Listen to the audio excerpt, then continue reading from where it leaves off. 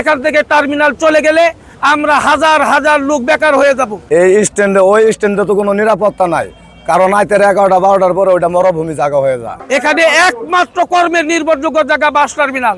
এই সোনার বাংলা কাউন্টারটা এখান থেকে চলে গেলে আমাদের এখানে 4টা 5টা 7টা গ্রাম আছে। এই গ্রামের অসহায় মানুষেরা এই কর্মস্থল এখানে এই সোনার বাংলার কাউন্টারে অনেকগুলা জীবিকা নির্বাহন করে, অনেকগুলা পার্সের দোকানদার নির্বাহ করে, অনেকগুলা মিস্ত্রিরাও এখানে কাজ করে খা, অনেকগুলা শ্রমজীবী মানুষ শ্রম দিয়ে খা, অনেক ভাতের হোটেলগুলো এখানে চলে, অনেক মানুষ দোকানপাট পানের দোকান করে, অনেক গরিব মানুষ চায়ের দোকান করে। আজকে যদি এখান থেকে এই বাস টার্মিনাল চলে যা, তাহলে আমাদের এই এলাকার লোকগুলা অসহায় হয়ে গরিব হয়ে ছিনতাইকারী হয়ে যাবে। কারণ পেটে যখন ভাত না থাকবে তখন তার ক্ষুধার জ্বালা কি করবে না করবে দিশাই পাবে না। তবে আমি মাননীয় ডিসি সাহেব মহোদয়কে অনুরোধ করি, আপনি দয়া করে আমাদের এই গরিবের দিকে তাকায়ে আপনি এই স্ট্যান্ডটা যেখানে চলিতেছে সুন্দর ও সুষ্ঠুভাবে এখানেই থাকবে এই আশা করি। 8টা-10টা অঞ্চলের প্রায় 5 থেকে 7,000 লোক এই টার্মিনালে কর্ম করে তাদের জীবিকা নির্বাহ করে থাকে। আজকে এখানে টার্মিনাল থাকলে কোনো সমস্যা নাই, সমস্যা শুধু কিছু অসাধু স্বার্থন্বেষী মালিক, তারা এই সোনার বাংলা ব্যবসাকে লক্ষ্য করে হিংসাত্মক চোখে দৃষ্টি দিয়ে এখান থেকে সরানোর চেষ্টা করে।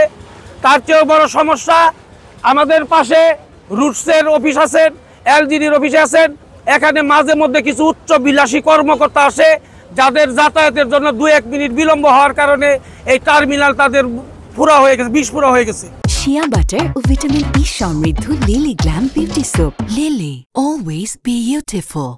যার ফলে মাননীয় ডিসি সাহেবকে দিয়ে তারা এই টার্মিনাল সরানোর ব্যবস্থা করতেছে।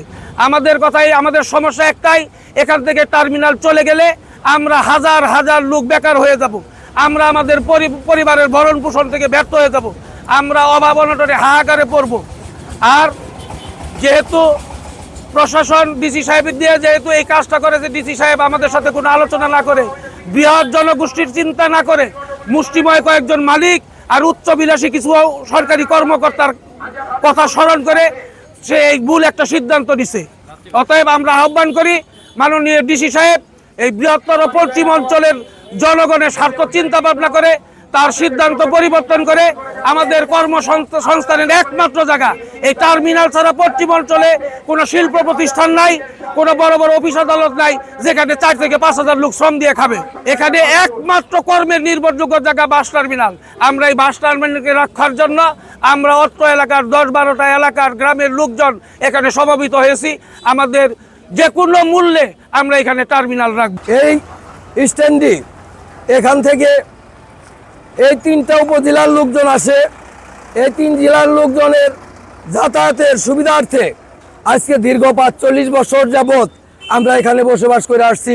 আমাদের এলাকায় যেই দোকানপাট থেকে শুরু করে ব্যবসা প্রতিষ্ঠান, আজকে যদি এই সম্পদ এখান থেকে চলে যায় তাহলে আমরা কি করে খাবো? আমাদের না খেয়ে থাকতে হবে।